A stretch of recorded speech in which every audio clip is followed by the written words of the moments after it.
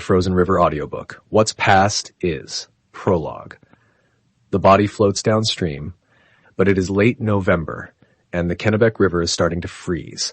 Large chunks of ice swirling and tumbling through the water, collecting in mounds while clear, cold fingers of ice stretch out from either bank, reaching into the current, grabbing hold of all that passes by. Already weighted down by soaked clothing and heavy leather boots, the dead man bobs in the ebbing current, unseeing eyes staring at the waning crescent moon. It is a miserable night with bitter wind and numbing frost, and the slower the river moves, the quicker it freezes, trapping him in its sluggish grip, as folds of his homespun linen shirt are thrown out like petals of a wilted brown tulip. Just an hour ago, his hair was combed and pulled back, tied with a strip of lace. He'd taken the lace, of course, and it is possible fate is such a fragile thing, after all, that he might still be alive if not for that choice. But it was insult on top of injury. Wars have been fought over less. The dead man was in a hurry to leave this place, was in too much trouble already, and had he taken more care, been patient, he would have heard his assailants in the forest. Heard, hidden, held his breath, and waited for them to pass. But the dead man was reckless and impatient, panting. He'd left tracks in the snow and was not hard to find. His hair came loose in the struggle, the bit of lace reclaimed and shoved in a pocket, and now that hair, brown as a muddy riverbank, is a tangled mess, part of it plastered to his forehead, part in his mouth, pulled there during a last startled gasp before he was thrown into the river.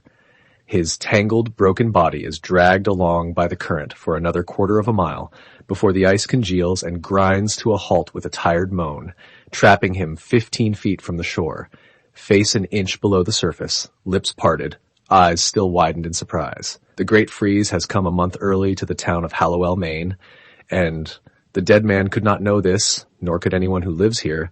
The thaw will not arrive for many, many long months. They will call this the year of the long winter.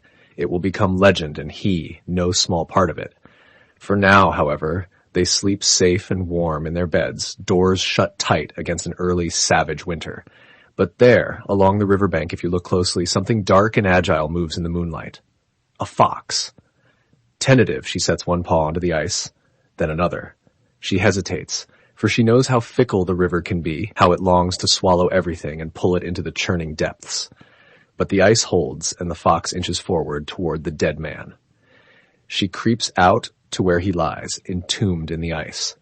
The clever little beast looks at him, her head tilted to the side, but he does not return the gaze. She lifts her nose to the sky, sniffs for danger, inhales the pungent scent froth and pine along the river, and farther away the faintest whiff of wood smoke. Satisfied, the fox begins to howl. Clark Forge, Thursday, November 26. You need not fear, I tell Betsy Clark. In all my years attending women in childbirth, I have never lost a mother. The young woman looks at me, eyes wide, sweat beading on her temples, and nods. But I do not think she believes me. They never do. Every laboring woman suspects that she is, in fact, moments away from death. This is normal, and it does not offend me. A woman is never more vulnerable than while in labor. Nor is she ever stronger. Like a wounded animal, cornered and desperate, she spends her travail alternately curled in upon herself or lashing out. It ought to kill a woman, this process of having her body turned inside out. By rights, no one should survive such a thing. And yet, miraculously, they do, time and again. John Cowan, the young blacksmith apprentice to Betsy's husband, came to fetch me 2 hours ago, and I'd told him there was no time to dally. Betsy's children come roaring into the world at uncommon speed, with volume to match. Shrieking banshees, all slippery and red-faced, but so small that, even full-term, their entire buttocks can fit in the palm of my hand. Wee little things. Please click on the link in the description. Dear book lover, wonderful person, to listen to the entire book, please click on the link in the description. Please click on the link in the description. Dear book lover, wonderful person, to listen to the entire book, please click on the link in the description.